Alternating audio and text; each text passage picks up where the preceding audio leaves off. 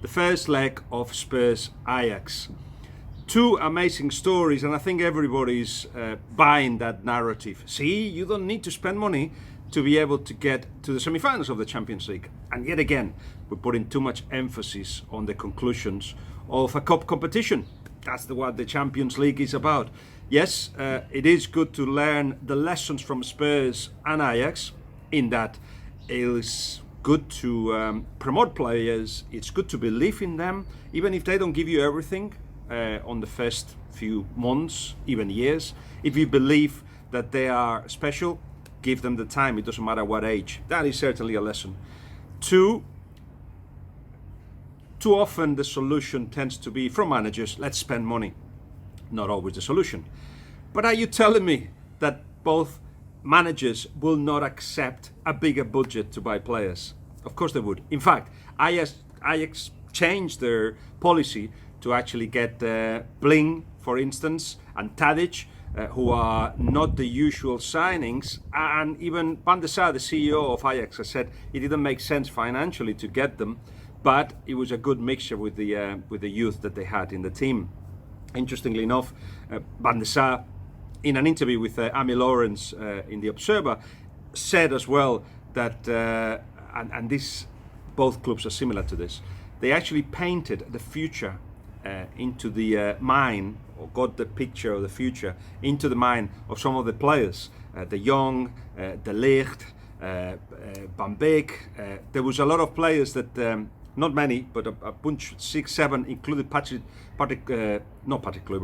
Kluivert, who they met about a year ago to say, look, give us time, have faith in us.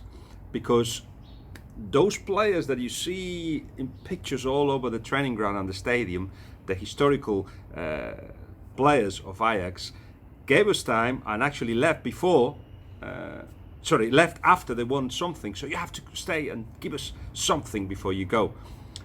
Basically, most of them did that, not Justin, but everybody else did. And I think you've seen partly the consequences of it.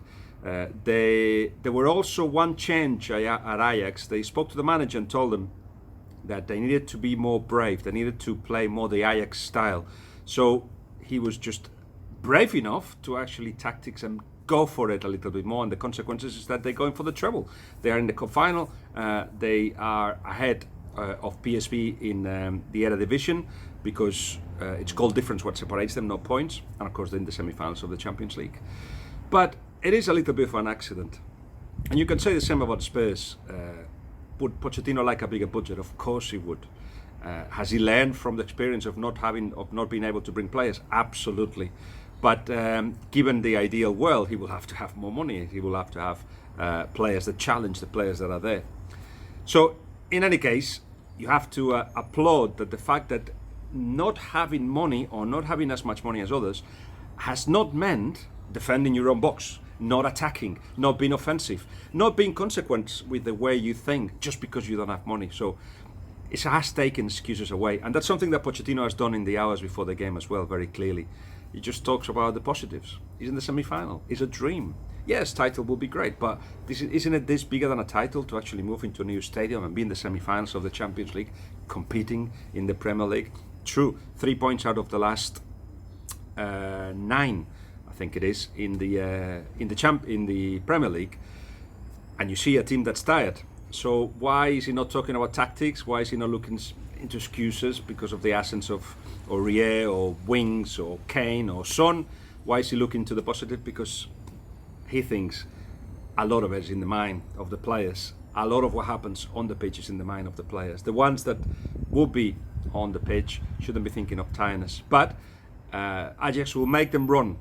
And if they don't commit mistakes, it should be a tight game. Even though both teams score, I don't think it's going to go like the Manchester City game.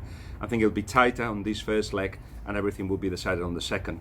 I feel that Spurs will take a good result to Ajax. And this is 1 goal difference victory, perhaps. We'll see.